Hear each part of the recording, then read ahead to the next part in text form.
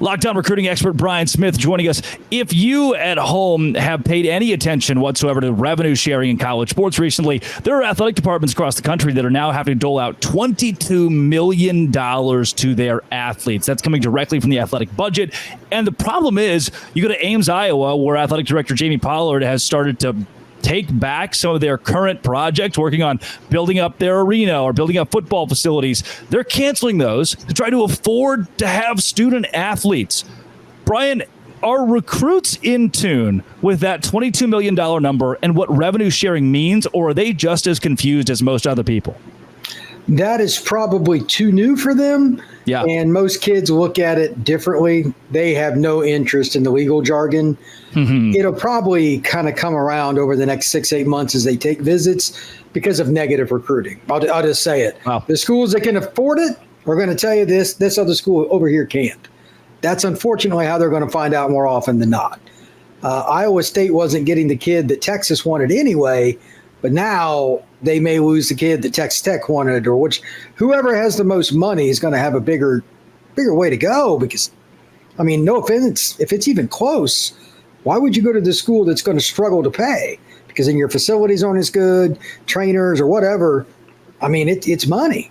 So everything in society can probably be answered by that one word in some capacity. Yeah. And it goes into recruiting too. Do you blame a kid for not wanting to play at the best facilities and the best training staffs and all that? I don't. So that's unfortunate, but certain schools just don't have the same capacity to bring in the cash. I mean, can you imagine the difference in advertising dollars in Iowa compared to Dallas? You know what I mean? Yeah. It's just not the same. It is what it is. I don't know if leagues will come up with a way, because it hurts at some point, even the top Big 12, ACC, SEC, you have to have some teams at the bottom that survive. You got to play somebody. Yeah. So if the gap gets too wide, they may have to do some more revenue sharing stuff, and that'll be more arguing. But some of the schools making just $1 gazillion, Ohio State, LSU, whatever, they may have to find a way to help the school that they're kicking their tail, but they got to stay afloat. Yeah.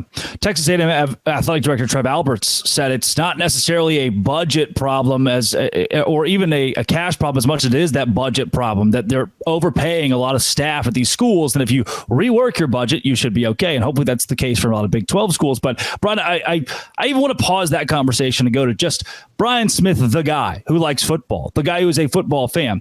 We have talked on this show, you and I, about expansion and how it's changing college football. What about this? Now students are going to get a W-2 or 1099 at the end of the year from their university because they were paid to play as a football player on their team by the university. What do you think of that? The first thing I think of is bankruptcy. There's going to be some really bad stories we're going to report on, because too many of the kids that I know have idiots around them that tell them what to do with their money or not do, and they'll end up spending it unwisely. That's the first thing. I'm a glass half empty guy with this kind of stuff. I worry, but unfortunately, young people don't know how to handle money. The second thing is they need to be able to educate these kids. If you're making X number of dollars, like if you're making six figures and you're a dude like the running back at LSU or whatever it is, you got to have financial advisors for these people. Yeah. Because otherwise it's going to make the school look bad when kids are broke. So we need to, it's college. We need to educate people. And then finally, it's cool that kids are getting money for their name, image, and likeness in any way, shape, or form. It's long overdue. So that's cool, but they better be careful how they do it the next few steps. And I don't know the best way to do it. I know I'm complaining, but I see pitfalls ahead. Have the universities overstepped? Have we stepped into a new era where we cannot see college as, obviously we can't see them as amateurs. Have we stepped into a new era where we have ruined the traditional college football? And is that a good or a bad thing? It's definitely no longer traditional football. That's over. Yeah. There is no such thing as amateurism if everybody's getting paid. I don't see any other way. It's either you are or you aren't getting paid, and they're being forced to now through the court order. So that's good. If you do it right. I'm hoping that a lot of boosters and different people set up investment opportunities for long term, and I assume they will. It's in the best interest of all parties involved, but they got to find a way to do it before Title IX gets involved. That's the other elephant in the room, because it's a matter of time for somebody sues and said the women should get more, etc. This is a never-ending lawsuit. Is my concern. I think it's good overall, the concept. It's just how do you place it into a perspective where it works for everybody. That's really, really hard. That was a great quote from Linda Livingstone, the Baylor president, where she said to an athletic council, I don't know where this plays into Title IX. I don't know who gets what. Nobody has clarified what revenue sharing means. As in, do we give football half and everybody else the other half, or does it divvy out equally among sports? We don't know. That's exactly right. That's going to be a huge piece in this. And Brian, before we move on to Big 12 recruiting like West Virginia, I worry about not just the back half of the Big 12, but even your Mississippi State. I think their athletic department looks at $22 million and goes, that's not great. Does this hurt some of those bottom level revenue teams in the SEC and Big 10? It can. Vanderbilt, obviously, it's got more money than it knows what to do with, but it's never taken athletics seriously. True. They are finally putting in a real football facility at their stadium, like they're under major construction and all that. Yeah. But Mississippi State doesn't have the same money Alabama does. It doesn't have the same money that Texas, that's a whole other animal. Yeah. So I don't know how they can keep up. And they were getting the bejesus beat out of them most years by Bama, Texas, those kind of schools anyway. So I don't know what they do, because boosters are only going to divvy up so much. How do you get more revenue to a cow school like Mississippi State? It's out in the sticks. How do you get more revenue there? I don't know the answer to that. I'm sure they're having meetings about it. Yeah. But at some point, it's going to hurt your recruiting. It's going to make it harder to get coaches there, because they know the same question you just asked, and they're going to be concerned about it too. Why would I work twice as hard and get less results when I can go over here and coach somewhere, win more, work less?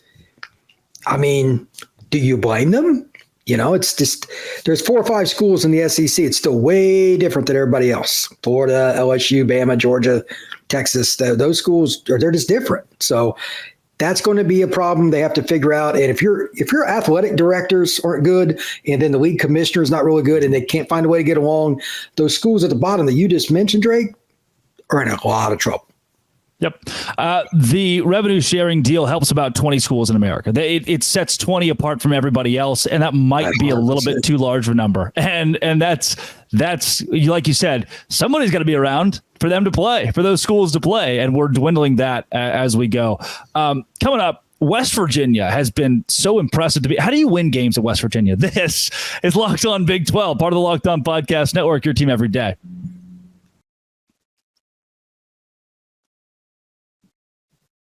Today's show is brought to you by LinkedIn Talent Solutions. Look, I have an intern named Zach, and Zach tweets out some things that I agree with and don't agree with, but they're all good things. And that's what makes me happy, is the active Twitter account of Locked On Big 12, because my intern Zach, who found this on LinkedIn Talent Solutions. It's not just a job board. LinkedIn helps you hire professionals you can't find anywhere else, even those you aren't actually searching for a new job. In a given month, over 70% of LinkedIn users don't visit other leading job sites. If you're looking on LinkedIn, you're looking in the right place.